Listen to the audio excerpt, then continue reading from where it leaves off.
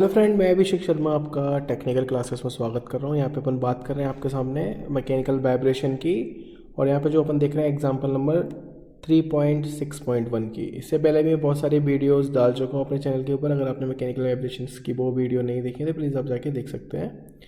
इसमें बताया कि horizontal spring mass with column a weight of 5 kg attached to a spring of a stiffness 1 kg per second if the coefficient of friction is 0.025। तो calculate करना है आपको ये चीज़ है। क्या चीज़ें देख लेते हैं। The frequency of the free oscillation, यानी कि फ्री ऑसिलेशन के लिए आपको फ्रिक्वेंसी बतानी है।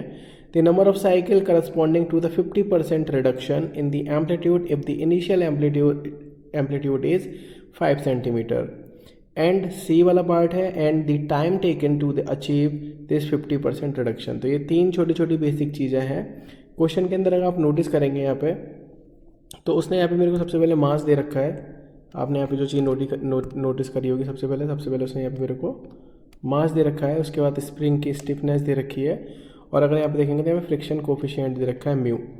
तो जो बेसिक चीज़ निकल के आती है सबसे पहले कि अगर मुझे नेचुरल फ्रिक्वेंसी निकालनी है किसी भी क्वेश्चन के लिए, तो मुझे डायरेक्ट फार्मूला होता है कि ओमेगा एन की वैल्यू की बात करूँगा तो √k/m आपका फार्मूला होता है।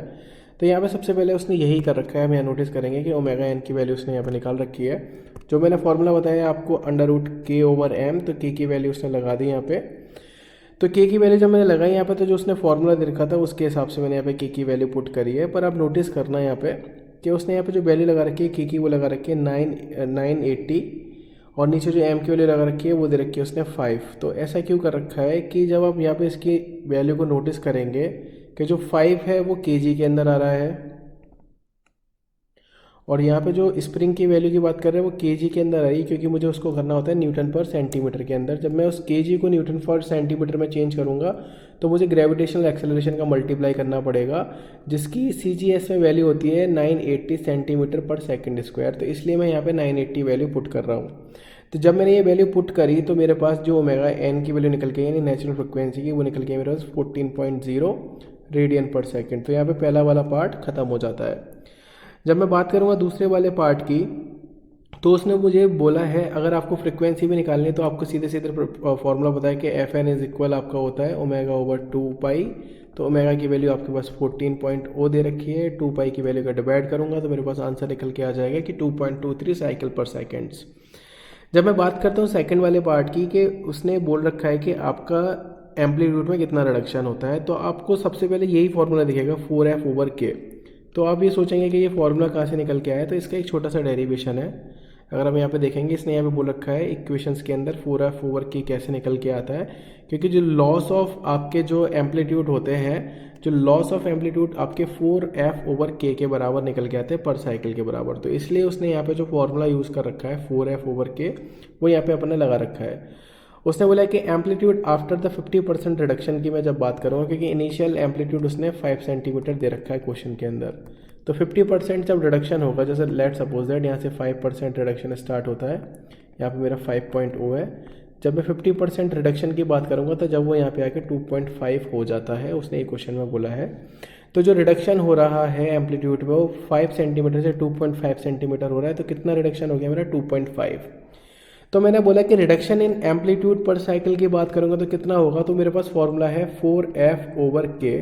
तो ए क्या है, आपका जो एक्सटर्नल फोर्स अपन ने यहाँ पे लगा रखा है उस स्प्रिंग की वजह से जनरेट हो रहा है, उसकी बात कर रहे हैं। तो उसने ऊपर फॉर्मूला लगा रखा है कि F is equal A μ/W। तो W इज़ द वेट उसका, क्योंकि अगर आपको यहाँ पे G का मल्टीप्लाई करोगे तो ये न्यूटन में निकल के आएगा, पर उसने यहाँ पे क्या कर रखा है, सीधे kg को ही यूज़ कर रखा है। तो म्यू की वैल्यू मैंने पुट कर दी यहाँ पे 0.025 मल्टीप्लाई 5। तो यहाँ पे मेरी वैल्यू निकल के आ गई फोर्स की 0.125 kg। अगर G का मल्टीप्लाई कर दूंगा तो वो न्यूटन में आ जाएगा।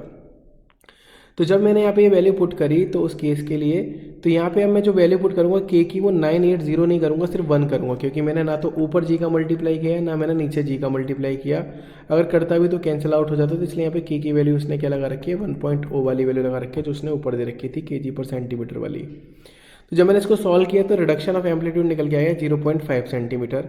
तो 0.5 सेंटीमीटर 2.5 को अचीव करने में कितना होगा, यानी कि पर साइकिल में 0.5 आपका जो एम्पलीट्यूड है वो कम हो रहा है, यानी कि पहले 5 है तो 4.5 होगा, फिर आपका 4 होगा, फिर 3.5 होगा, फिर 3 होगा, फिर 5 होगा। तो कितने साइकिल्स लगेंगे उसको, नंबर ऑफ साइकिल्स आपकी 5 लगेंगे। तो ये आपका सेकंड आंसर निकल के आ गया, बहुत सिंपल है।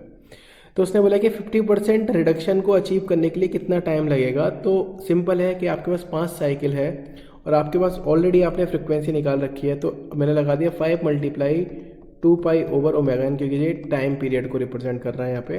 तो 5 की वैल्यू पुट करी और टाइम पीरियड के साथ 2π/14 का मैंने वैल्यू जो मैंने ω/n निकाल रखी है, तो यहाँ पे वैल्यू निकल के आई 2.242 सेकेंड।